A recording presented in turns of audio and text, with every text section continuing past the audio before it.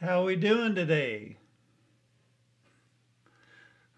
Let's talk about our spiritual journey to awakening. Dun dun dun dun. There's a place at the core of each one of us, and I was playing with this before I started the video. Look at the light here. See how my finger disappears into the light? Right? This light space here, this is kind of like the light that's inside of you. I shared before that my soul had pulled me up into this light and there was nothing there. There was no me, there was no time, there was no location, there was nothing. I, I as an ego wasn't there. And then I came back down into my body. This is like 12 years ago. So when we talk about our spiritual journey, our spiritual evolution,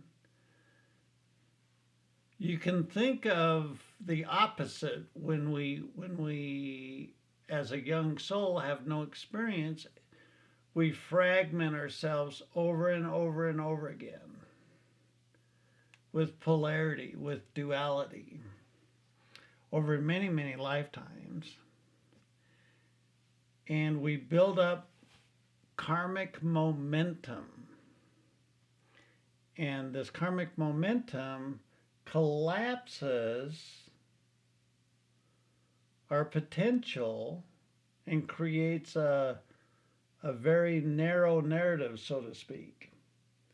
For many of the people on the planet,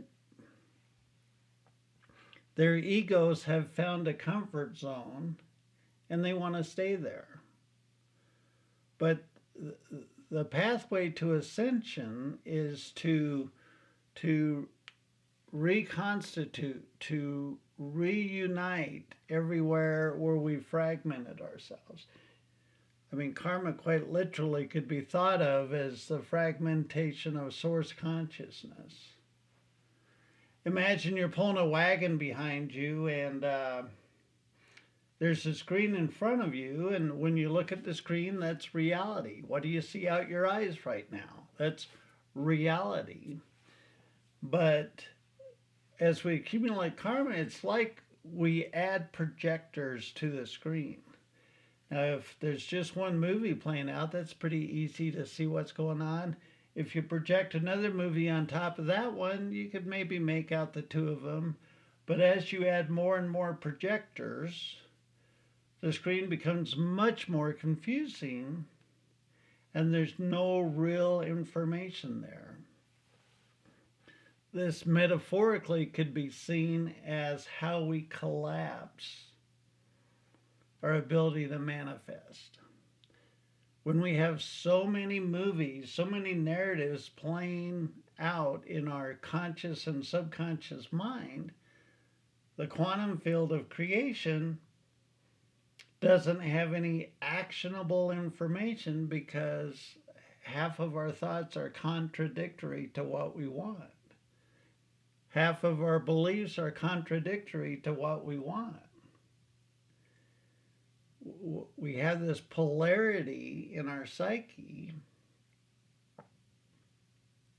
And so to dissolve our belief systems that no longer serve us, to forgive is a great way to collapse posturing.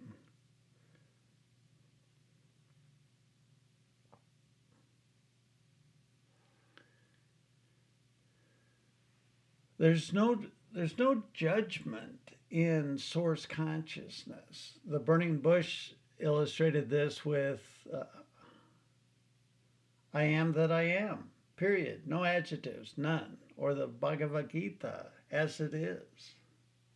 We're given fierce freedom. And you can see how we've gone into such separation. The humanity has an immense amount of separation right now, and that's why our karma is so thick. I talked the last time about releasing, cleansing energy out of your psyche, standing weights of energy out of your psyche, using the example of the clothes in your room. Are they on the floor or are they hung up? Try the opposite for a while and feel that, right? What you seek is inside you now. It's that white light. It's that white light. That's inside you right now. That's where my soul took me. That is the I would call it the portal of consciousness that illuminates your body. Your ego doesn't have any consciousness of its own. Without source consciousness, your ego cannot have thoughts.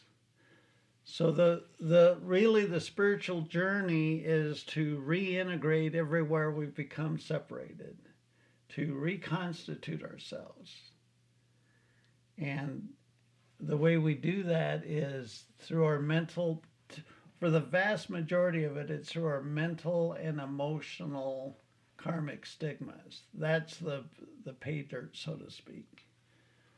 What an exciting time to be alive, huh?